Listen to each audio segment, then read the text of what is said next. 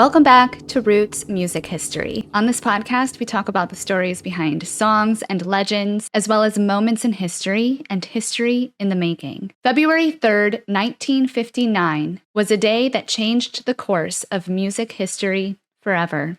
On this day, three of the nation's top music idols, Buddy Holly, Ritchie Valens, and J.P. Richardson, aka the Big Bopper, were tragically killed when their chartered plane crashed shortly after takeoff. At the time, Buddy Holly was 22 years old, Ritchie Valens, 17, and J.P. Richardson was the oldest at just 24. The trio had just finished playing at the Surf Ballroom near Clear Lake, Iowa the night before. Their plan was to fly to Fargo, North Dakota early that following morning, so they would have a few extra hours before their next show. The plane they were taking was a 4-seater plane, a beachcraft bonanza, that had been chartered from the Dwyer Flying Service of Mason City, Iowa. It was flown by a pilot named Roger Peterson. The pilot, Roger Peterson, was a 21-year-old from Clear Lake, Iowa, so he was very familiar with the flight path and with the Clear Lake area. So where did it all go wrong? In this episode of Roots Music History, we are deep diving into one of the most historic plane crashes in music history. The crash that inspired Don McLean to write the famous American Pie song, which, by the way, I do have a whole other Roots documentary on Don McLean and the story behind American Pie. I will put a pop-up link in the corner here and the full link in the description below. But join me today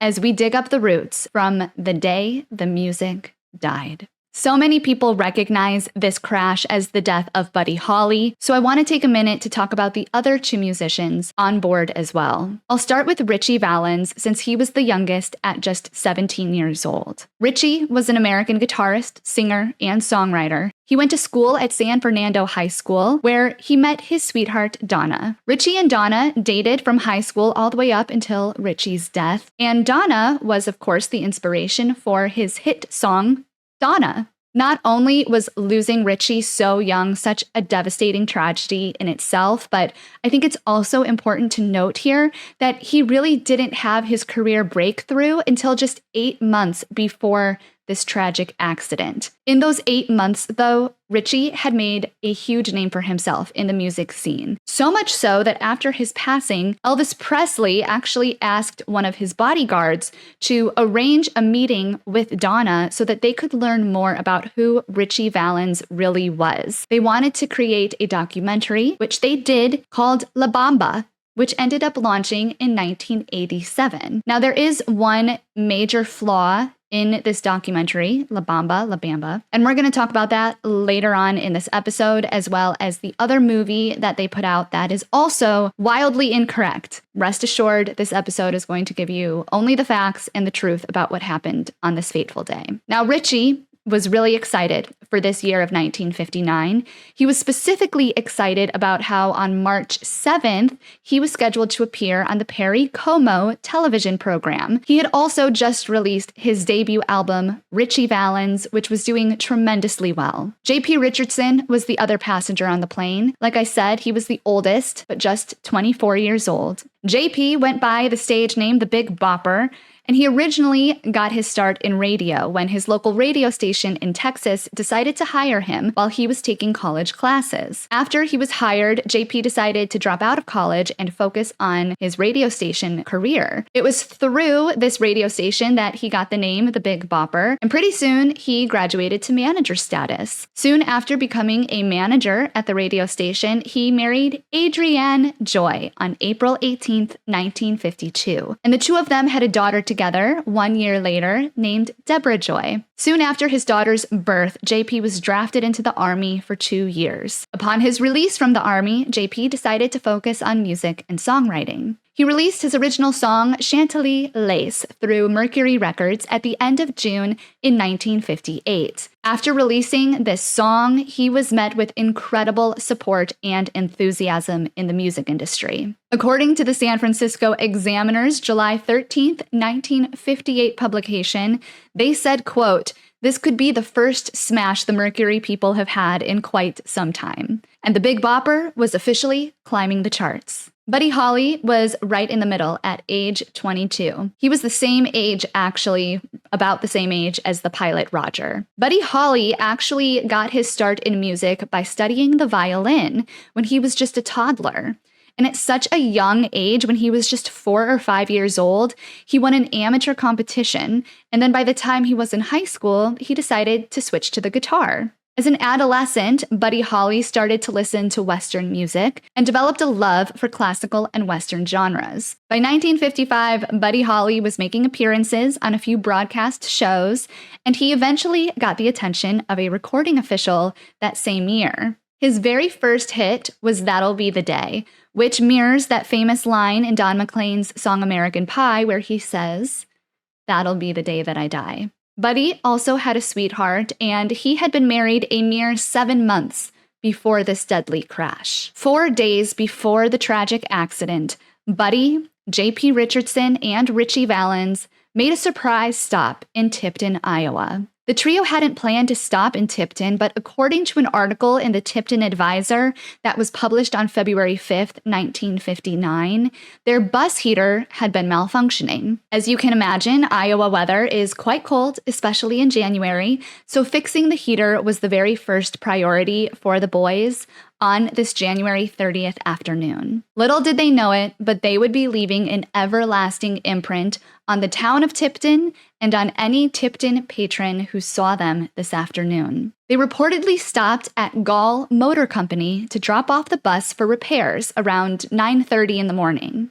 The employee at the Gall Motor Company on this day was a man named Gene Sissel, who was a local of Tipton. He was interviewed by the Tipton Advisor, where he recalled that their bus heater was broken and the band was right up in front of the store altogether. He said he remembered one of the guys took a tractor seat off the parts counter and got on the floor with it and said he was a reindeer salesman, kind of acting out like he was a reindeer salesman, making a reference to how cold the weather was that day. Now, what really stuck with Gene from this encounter wasn't just their lightheartedness and their humorous side with the tractor seat and pretending to be reindeer salesmen, but how everyone in the band was so humble. He said they knew they were in a band and they knew that they played music, but nobody really knew how famous they were. But he just remembers how they were so not conceited at all. They never acted like they were overly important, and they never spoke down to Gene. They never acted like they deserved better treatment than anyone else.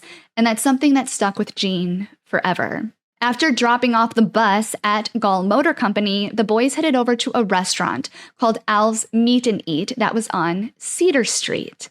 Al Hendricks was the owner at that time, and he was flipping hamburgers in the kitchen when the boys walked in. Al said he didn't pay much attention to them, and they were just customers as far as he was concerned. He was an older generation, didn't really follow their music, and didn't really recognize them at first. But he remembers they sat down, and one of the boys noticed the jukebox. He went over, put money in the jukebox, and started to play his own song. Al couldn't remember which boy it was in the group who did this, but he remembers the boy started singing along to the song, and his voice sounded exactly like the song coming out of the jukebox. And that's when Al realized these boys were stars. He said the boys weren't hungry, they didn't order food. It was about 10 o'clock in the morning, so it wasn't quite lunchtime yet. But he recalls they just had a coffee and a pop and then left. Al said his waitresses, though, were really excited. They all recognized them and they were fans of them, except for one waitress who was in her mid-40s.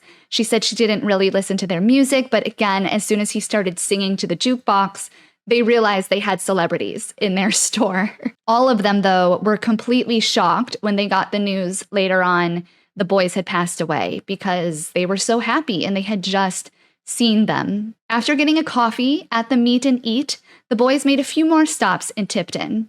Next, they stopped at the McGregor Shell Station, and an employee there told the boys they should check out a clothing store on the stretch. T&M Clothing was just a few doors down and was owned by two men, George Tevis and Glenn Mosher. George said the young men came into the store and they spent maybe 10 to 20 minutes in the store. They bought quite a few clothes and paid cash for all of them. His direct quote was kind of cute. He said, quote, "They had all kinds of money." He said he will never forget that one of the men was taking a pair of pants and putting them on behind the sales counter rather than bothering to go all the way back to the dressing room. And he didn't want you to misconstrue this as them being naughty or conceited or doing things against the rules. He said they were a really good group of boys. He just maybe thought he didn't know where the dressing room was. Buddy Holly's entourage was in Tipton, Iowa for a total of about 2.5 hours before they reconnected with their bus and headed to Duluth, Minnesota to play their next show that was part of this winter dance party tour at the Duluth National Guard Armory. Now, in the crowd of this winter dance party show was one very important teenager who Buddy Holly apparently locked eyes with while playing. That teenager was a young boy named Robert Zimmerman. Robert Zimmerman would go on to become one of music history's best and most influential songwriters of all time, eventually adopting the stage name Bob Dylan. Bob Dylan remembered this night in Duluth in his acceptance speech at the 1998 Grammy Awards when he won Album of the Year. He said, quote, "I just wanted to say that one time when I was about 16 or 17 years old, I went to see Buddy Holly play at the Duluth National Guard Armory. I was 3 feet away from him, and he looked at me. I just had some kind of feeling. I don't know how or why, but I know he was with us the whole time we were making this record in some kind of way." After the Duluth show, the boys drove over 5 hours to Green Bay, Wisconsin to play the Riverside Ballroom. The heater on the bus was technically working now, but the bus itself was so drafty that Buddy Holly's drummer reportedly had frostbite on his feet by the time they arrived in Green Bay, and he required hospitalization. They had been through, by the way, several buses on their winter dance party tour. All of them were old school buses, completely drafty, breaking down, just terrible accommodations. After their Green Bay show, the band traveled back to Iowa to play at the Surf Ballroom. By the time they got to Clear Lake on February 2nd, Buddy Holly had already chartered that small beachcraft bonanza for him, his guitarist, and his bass player. The three of them were going to take this plane to North Dakota the following day, rather than continue traveling on these broken down school buses in the freezing cold. Now, one of the reasons Buddy Holly was so insistent on chartering this plane was obviously because he was so done with the drafty old buses and the cold weather. But another reason, one of the main reasons, according to those close to him, was that he wanted to do his laundry before the next show. In the Tuscan Citizen on February 4th, 1959, they said, quote, Buddy wanted to get a suit cleaned. Now, the other members of the entourage agreed dirty laundry was the main reason for wanting to get to North Dakota sooner. That was the main reason. They all had dirty laundry and they had errands they wanted to run. JP Richardson also wanted to get a haircut. Another member of the entourage, Tommy Allsup, wanted to get his mail. There were just a lot of factors. Everybody just wanted to get stuff done. Personal matters, but mainly dirty laundry. In fact, this is one detail that absolutely haunted Don McLean. He was at a festival, and I have to remember who he was seeing playing. It's in my full episode of the story behind the song American Pie. But Don McLean is at this festival. He sees the boys playing on stage who knew Buddy Holly, and he went up to them and asked, what do you know about Buddy? What do you know about that day? And one of them said to Don McLean, the whole reason they chartered the plane was to do laundry. And Don was so haunted by this because he said over and over, I just can't believe Buddy Holly lost his life over dirty laundry. That was the one detail that really stuck with Don. But nonetheless, Buddy Holly had chartered this beachcraft bonanza to pick them up after their show at the Surf Ballroom, and the intention was that it would carry Buddy Holly, his guitarist, Tommy Allsup, and another man named Waylon Jennings, who played the bass for him. Tommy Allsup was 28 years old at the time and had been touring with Buddy Holly playing the lead guitar. Now, Tommy had mail that he needed to pick up from a P.O. box in North Dakota, and he also had a bunch of dirty shirts and dirty laundry. So leaving on the plane sounded like a good idea to Tommy when Buddy Holly brought it up to him. It would give him all the extra time he needed to do his laundry, get his mail, all before that North Dakota show. Waylon Jennings also liked the idea. He agreed he would take the plane with the boys. Now, right after the show ended at the Surf Ballroom, Tommy started loading up the plane with all of their bags, one of which included his dirty shirts. At one point, Buddy looked at him and asked if the plane was all loaded and ready to go, and said, "Yep, we're all loaded. Just got my shirts in there." And just as Tommy did that, Ritchie, Valens, who was signing autographs while Tommy was loading the plane, finished signing autographs and went up to Tommy and asked for the third or fourth time, "Tommy, could I fly on the plane? Can I fly in your place?" Ritchie Valens just really wanted to fly on the plane. Now, keep in mind, Ritchie was younger than Tommy. Ritchie was 17 years old, and Tommy Allsup was 28. So flying on a plane, I think, seemed a little bit more magical to Ritchie Valens than it did to Tommy. Tommy was approaching the plane ride as more of a practicality to get to North Dakota earlier, to get his mail and get all of his errands done, whereas Ritchie was looking at this plane with hearts in his eyes, excited just to be on a plane. Tommy said, "You know what, Ritchie? Let's flip a coin for it." He took out a coin, threw it in the air, said, "Call it." Ritchie said heads. And as the coin landed, sure enough, it was heads. And Tommy looked at Ritchie and said, "Well, you won, kid. All right, go ahead, get on the plane." Buddy Holly crossed their path, and Tommy looked at Buddy and said, "You know what? Ritchie's gonna fly in my place. It's totally fine. I put my clothes in the plane if you wouldn't mind washing my clothes as soon as you get there." And he also said, "Here's my wallet, if you don't mind picking up my mail for me as well." And Buddy said, "No problem," took his wallet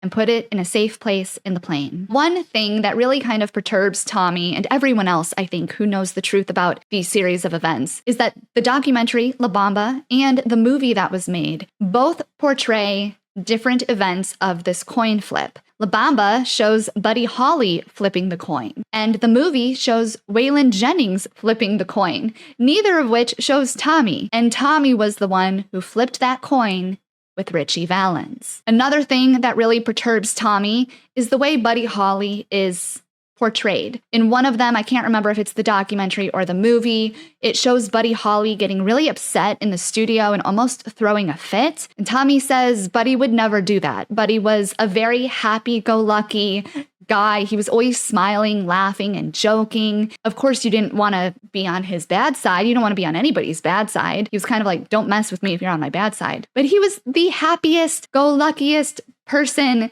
and would not throw a fit like that as they had portrayed. Tommy thinks the closest and best documentary out there is the one that Paul McCartney did. And I will just say, if you watched my last Roots documentary on Pete Townsend, I talked about the moment Pete Townsend's drummer, Keith Moon, passed away in London. And that was at an after party for a party Paul McCartney was throwing in honor of what would have been Buddy Holly's 42nd birthday. Paul McCartney has such a special place in his heart for Buddy Holly. I would really think that if there was going to be a true and accurate depiction possible out there, it would be from Paul McCartney. And apparently, Tommy Allsup agrees. So Tommy at this point has given up his seat to Ritchie Valens, and now Buddy Holly's bass player, Waylon Jennings, was supposed to be the third musician on that plane. As Tommy and Ritchie are doing this coin toss, and as Buddy Holly is getting the plane all loaded and they're all getting ready to go, Waylon goes back into a back room, kind of like a dressing room, and the Big Bopper came in. Now, JP, the Big Bopper, had the flu at this time and was feeling really awful. And according to Waylon Jennings, he came into the room, laid down on the seats, which were not big seats, and said, "Man, I really don't feel good. I really need some sleep. I really need to rest. Would it be all right with you if I took your seat on the plane?" And Waylon said, "Look, I don't mind if it's okay with Buddy. It's okay with me." So the Big Bopper and Waylon went out to the plane where Buddy Holly was. And Waylon basically said to Buddy, "I've decided I'm not going to go on the plane. The Big Bopper is going to go in my spot." And Buddy kind of laughed because at this point, now both of his musicians who he had got this plane for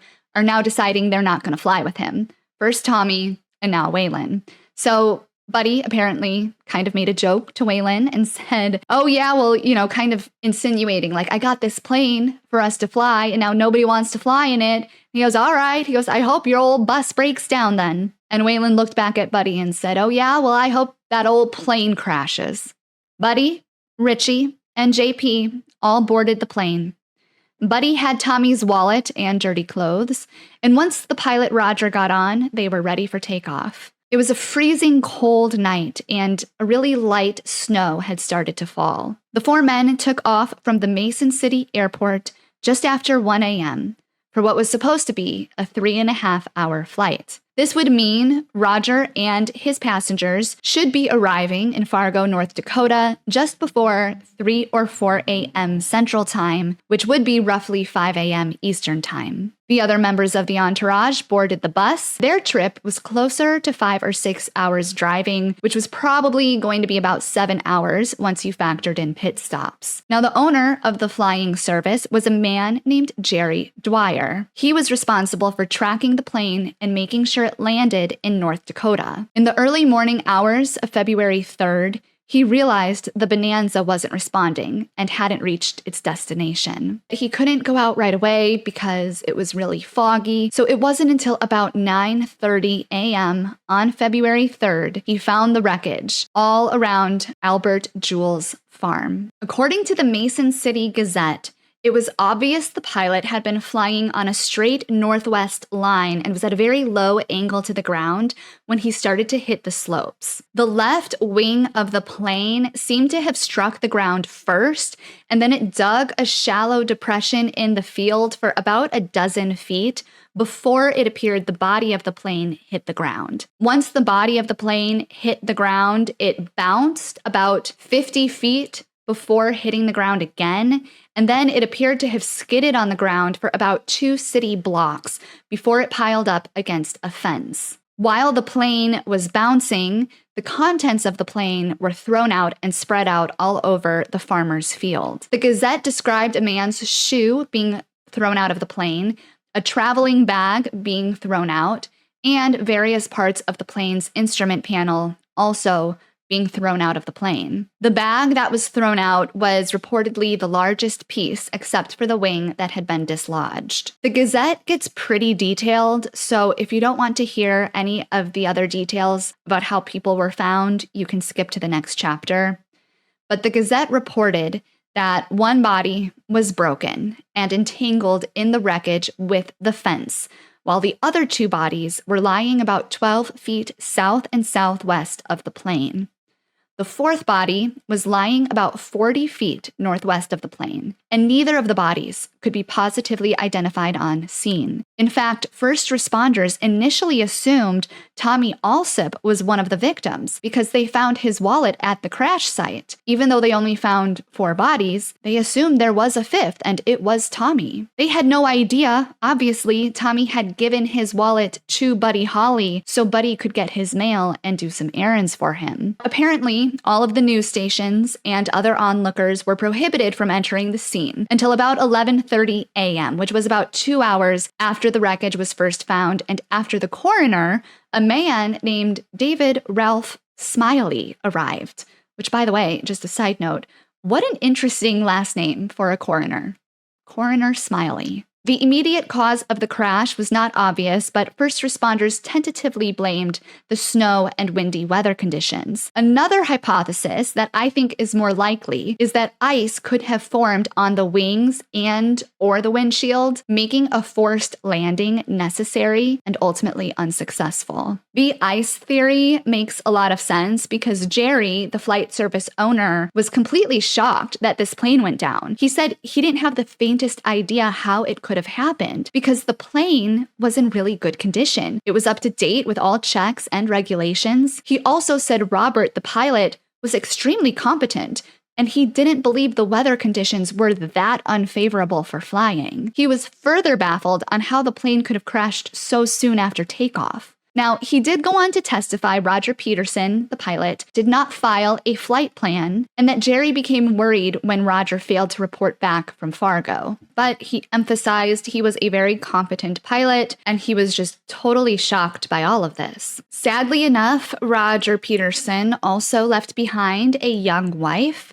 He had married his wife just less than a year before his accident, and his wife worked in the accounting department of KGLO TV. And obviously, she and the community were just devastated. They had been living in the Armsbury cottages in Clear Lake, Iowa, and they were all settled and ready to start a family in that area. One funny detail I found in my research was that Roger Peterson moved to Clear Lake from Storm Lake.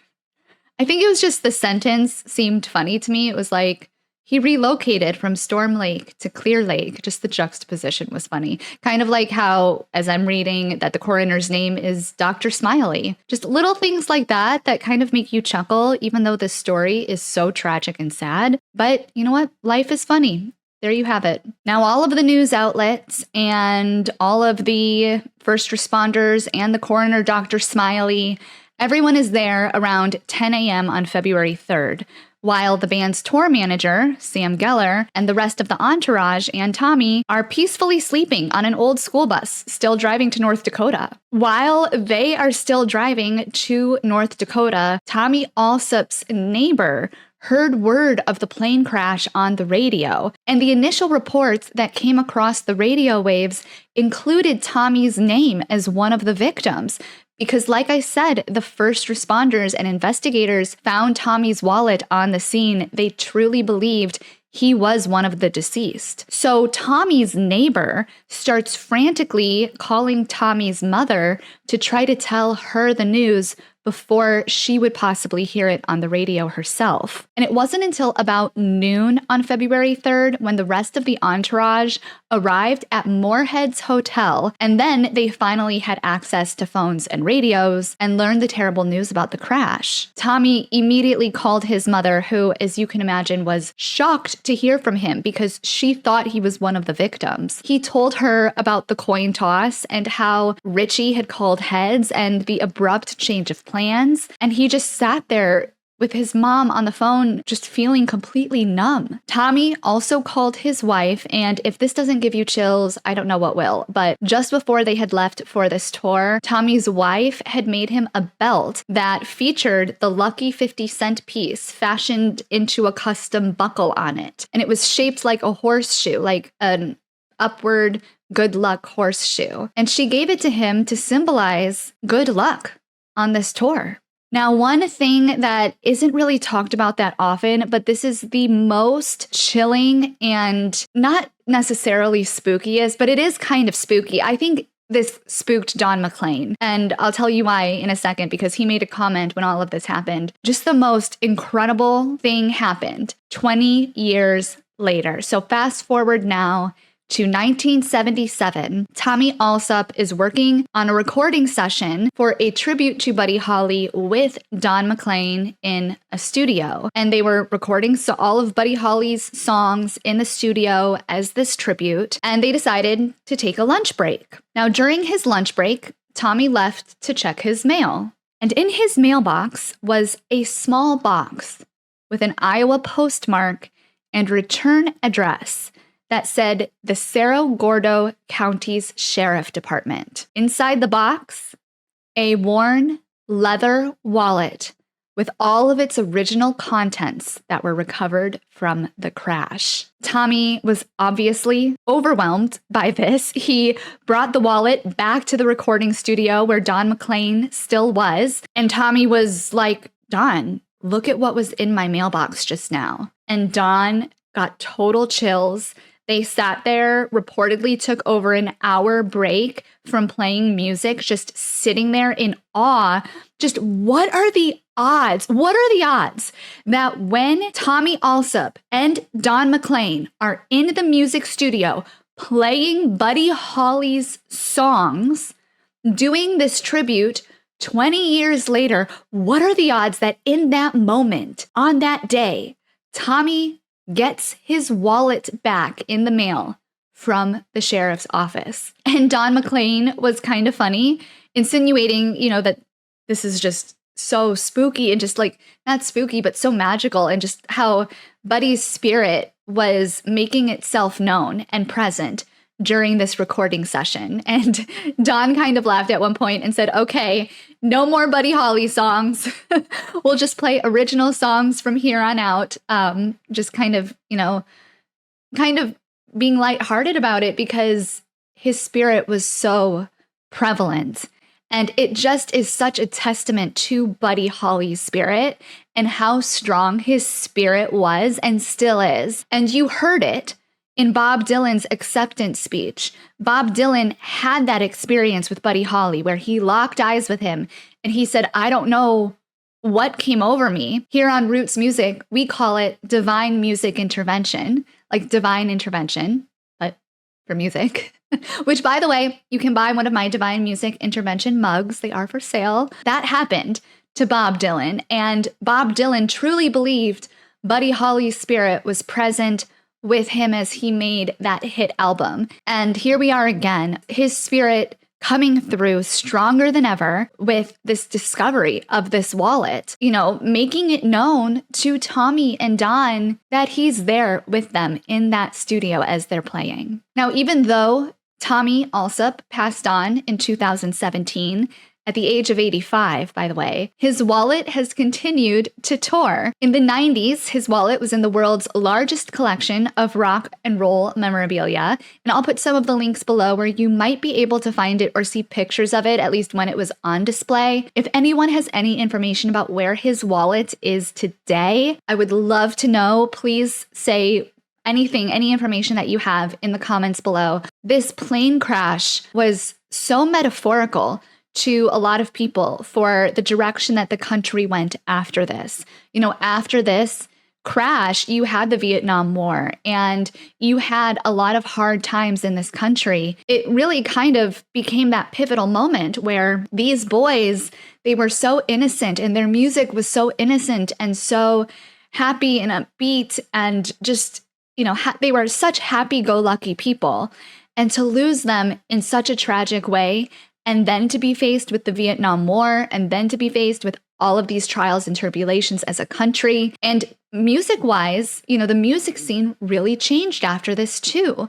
So a lot of people peg this day as the day the music died, somewhat metaphorically, because things did get so hard after this tragedy, and they were so happy and so good seemingly before. For Don McLean, it wasn't just metaphorical to him. It wasn't just how the country changed after Buddy Holly's death. For Don, he absolutely idolized Buddy Holly and loved his music, and so many people did. But another important thing to remember about this crash, even though so many people loved and idolized Buddy and JP and Ritchie, so many people also didn't know who they were. And I talk about this a lot more in my episode about the story behind the song American Pie by Don McLean.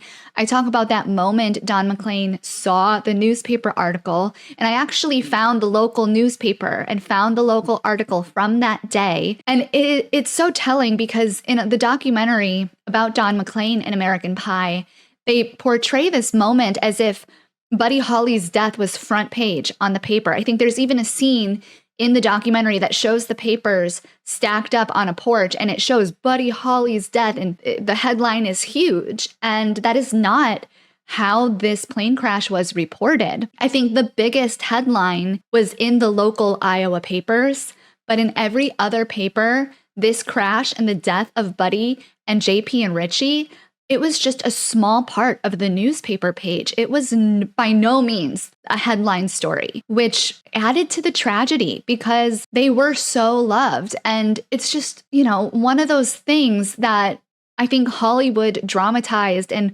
Hollywood made it seem like Don was the newspaper boy and saw it as a front page. But the truth is, Don didn't have that many friends in school. And Don was waking up as a kid at 5 a.m. to deliver papers.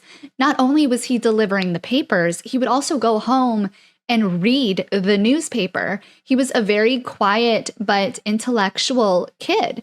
And how many kids do you know go home and read the newspaper? Or did at that time?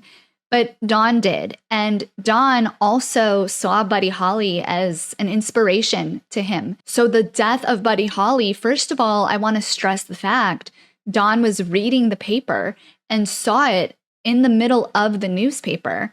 And he was even more upset because he went to school and none of his friends even knew who Buddy Holly was. Nobody was upset that Buddy Holly had passed away. And that upset Don McLean even more because he thought it's so unfair how so many people don't know who Buddy Holly is.